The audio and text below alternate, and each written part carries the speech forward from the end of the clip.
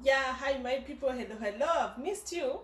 It's just been a day, but I've missed you. Anyway, thank you very much for subscribing my YouTube channel. We are doing good. Let's keep pushing. Today we're gonna talk about something very funny that happened for me previous back. It's related to cancer, but not cancer. So we are going to talk about lump on a breast. Maybe you feel like you have lump on your breast or a certain tumor in your breast, right? Meanwhile, I'm going to do it while I'm cooking my ugali. I haven't eaten since morning. As you know, we are in the journey of slimming, so I'm a little bit starving and I'm craving for ugali. This is ugali I want to cook. uh, as you know that most women,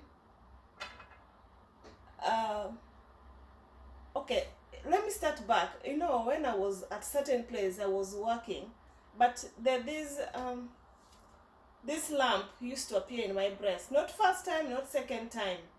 It was like it comes 6 months, it goes.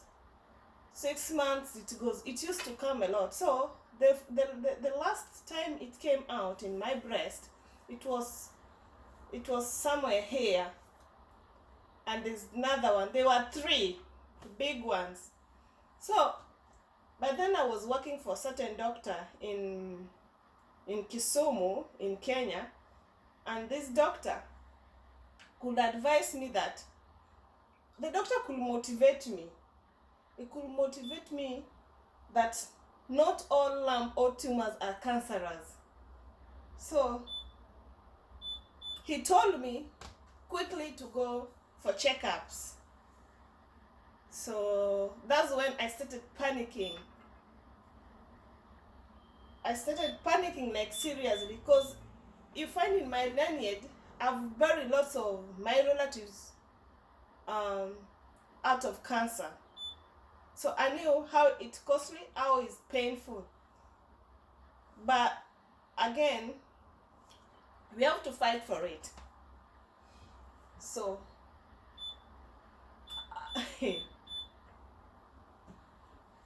I was like, by then I didn't have a baby anyway. I was at work, but my mind, you can't concentrate. Every day, every time, even eating, I was like thinking of this thing in my breast. So there is a point I went for booking, just a big hospital in Kenya called Russia. I went for I booked for my appointment. But the funny enough, the appointment was taking me like it's going to take long. Like they gave me like to my due date is like 1 month or 2 months. So I couldn't cope with this date. Then I quickly asked myself, what can I do? Then one thing came to my mind. I just asked for permission from work. After I paid everything in that hospital, I didn't mind. I went to our city, the big city, Nairobi, Kenyatta Hostel. So I fly to Nairobi, and I was not settled. I was seriously not settled. At a point I was depressed because of this thing. I didn't know what is it. So I booked my days with the doctors in Kenyatta Hospital. So that day, I quickly jumped in the bus very early in the morning to the place. I didn't, because I was with my dad, I didn't even inform him that, I was going, but when I was going, leaving the house in the morning, I didn't inform him, I didn't show him anything. Because himself, he was disturbed. He was like praying, he was like, hey, my daughter, how is gonna be? So we couldn't like want to face each other, because when you look one another you feel stress, when you look the other one you think of the other one. My dad is he's like my brother, is like our firstborn, because we are only two, me and him. So by then, by then we were only two. My mom was already passed on. So I was in a line. You know, you were in line. I was sweating, serious sweating. My body was sweating. And remember Kenyatta Hostel, where we were sitting, it was very, very, very, it was cold. Those days, Nairobi time, Nairobi, it's like winter when it's July, like this. So it was cold, but I was sweating. You know why I was sweating? Because I was panicking, and my stomach was rumbling. I could go toilet, like real toilet. I could go and sit and come back, sweat, sit, come back, sweat. So one of the patient who was just next to me asked me, "Are you how?" Then I told the person, "I'm okay." But she called one of the nurse to come and check on me. Then I told the nurse, "No, it's just a matter of what I'm going through. That's make me look miserable, though I'm okay." Till my results will come out is when I can debate on it, is when I can talk about it. For now, it's just panic. I still don't know result. So there's the stages. So when I went the stages, the last stages, I was going to go for, is it ultrasound? Yeah. So I saw a lady coming from the room, but the lady was stressed, completely stressed.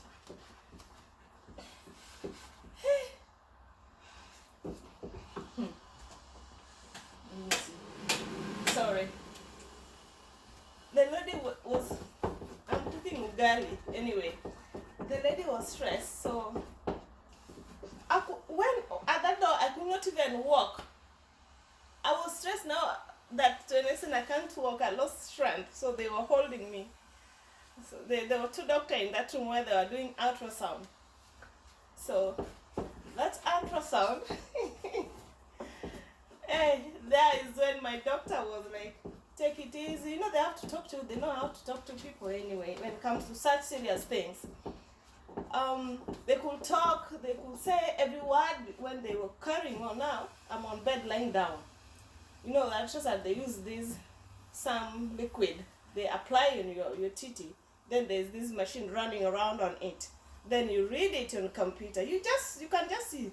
So I was seeing one big lump, very big. Like, let me show you an example. Sorry, it was big. Yeah, you see this orange? It was big one side, and there were three, but now they were like biggest. So now I was literally crying. Then the doctor said that don't get worried, don't get stressed. It's just fluid. Then I said, "It's just fluid? Which fluid is that?" Then I quickly, "Is it not cancer?" No, it's not. Hey, I took deep breath. I say, "God is good." But the next question was, "How are you going to let this thing out from me?" That's the first question, because it's not making me settle at all. Then they told me, "Oh, worry less. Sometimes when we give you they say there's no medication, but sometimes when they're like big, they can't go. They use syringe to drain the fluid from the place. So they will use syringe to drain it." So they gave me in fact, a month to just check, because they said that most lump always come on women breast. Yeah. So, but the time they just disappear, they go. without treatment, they just disappear. They just go. So I was given some time to check if they will disappear. I said, this is not the first time. They've been coming, going, coming. But this time, the one that came, they were big. Even if they had and big, one side of my breast. So I was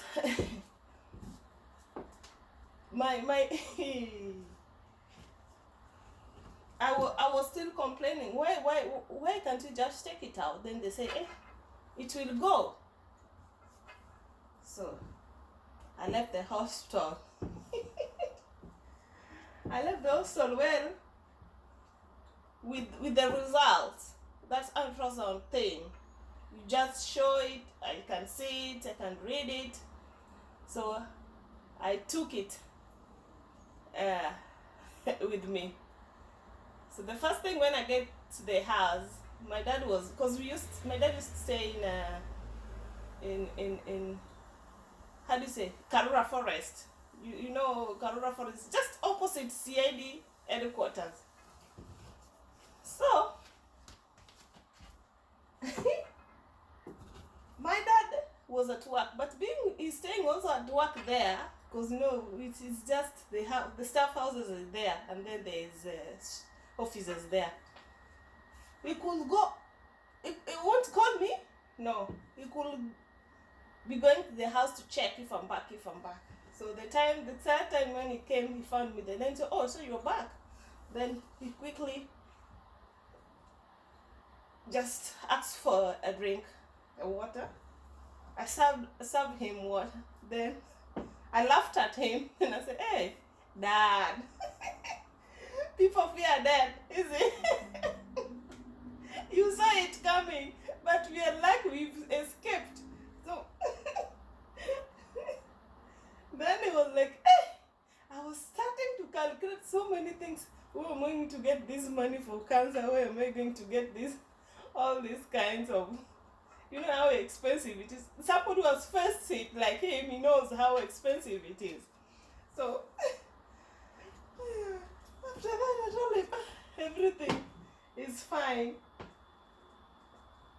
We are just going to be alright. So after I just traveled back. I didn't stay there. I just traveled back after 1 week. But after 1 week, finally, it was just remaining one, the bigger, the rest. So up to now, I haven't faced that fluid. But there are some fluids that I want to tell you that lump, they're very, very painful. That you cannot lift your hand.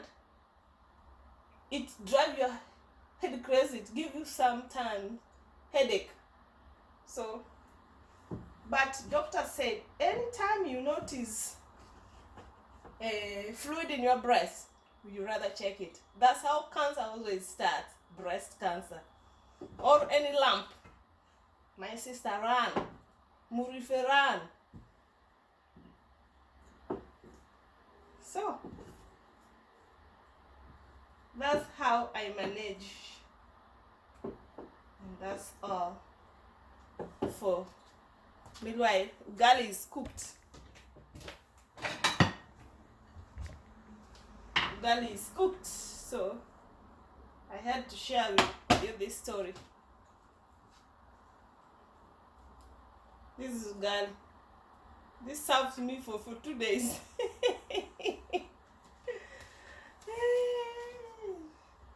It's a cake, traditional cake. Otherwise, subscribe to my YouTube channel, Nan Musa. Bye, toodles. See you next video.